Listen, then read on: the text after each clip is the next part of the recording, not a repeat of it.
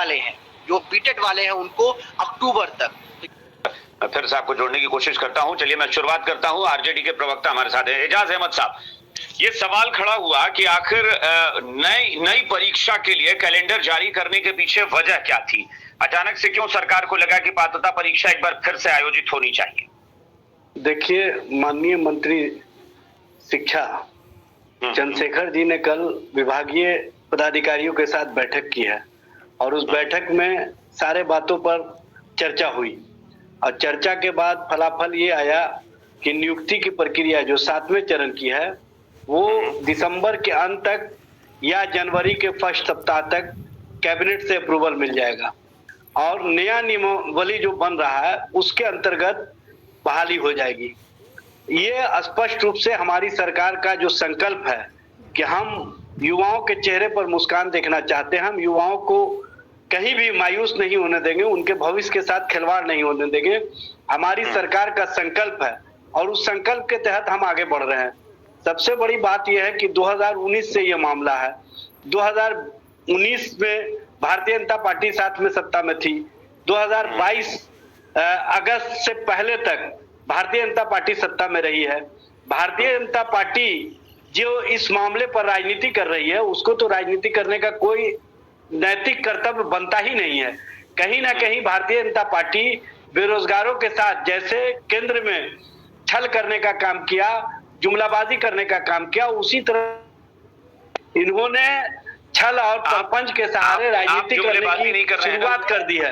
आप जुमलेबाजी हम राजनीति नहीं कर रहे हैं, हम राजनीति नहीं कर रहे हैं। तो मेरा बहुत साधारण सा सवाल है ना, उसमें नहीं उसमें बीजेपी या केंद्र या उस सब बाकी लोगों की बात नहीं करनी है। मैं सिर्फ अभी बिहार की बात कर रहा हूँ, बिहार के युवाओं की बात कर रहा हूँ। अगर आप बिहार ही के युवा की बात तो है, आप ये जो सफल अभ्यर्थी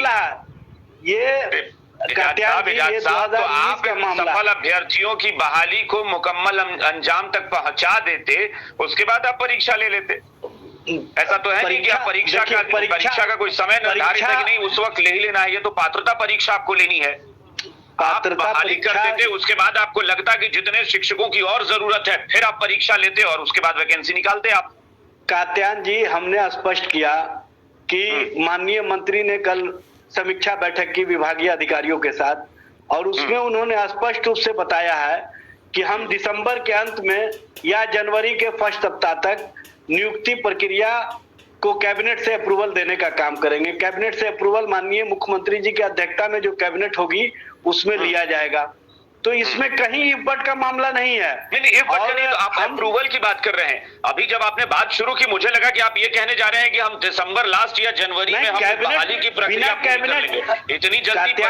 कात्यायन जी बिना कैबिनेट अप्रूवल के तो नियुक्ति होगी नहीं। तो मैं कैबिनेट के अप्रूवल की बात मैं कर रहा हूँ और माननीय मंत्री जी ने स्पष्ट कहा है कि नए नियमावली के तहत सभी को बहाल किया जाएगा। जो भी 7वें चरण की प्रक्रिया उसको पूर्ण किया जाएगा।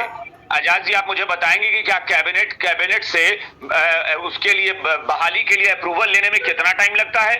वो कैबिनेट की मीटिंग आप हर हफ्ते में कैबिनेट की मीटिंग बैठती है, इसके लिए क्या कोई तिथि निर्धारित है क्या कि उस शुभ मुहूर्त है दिसंबर के आखिर में या जनवरी में? देखिए, इतनी ही जल्दी थी और इतनी ही ईमानदारी है, देखिए तो अगले इसी हफ्ते कमिंग वीक मंगलवार को बैठक होने वाली है। मंगलवार को आप जिस दिन भी करें। कात्यायन जी, मैं बता रहा हूं कि नियमावली का प्रारूप सब तैयार हो चुका है। सारे मामले पर डिसीजन का मामला है। सारे चीज प्रारूप स्पष्ट रूप से सामने आ जाएंगे। ये तो आप 3 साल से सुन रहे हैं। देखिए, ये हमें नहीं फर्क पड़ता कि आरजेडी आज सरकार में है या भारतीय जनता पार्टी के लोगों से सुन रहे होंगे।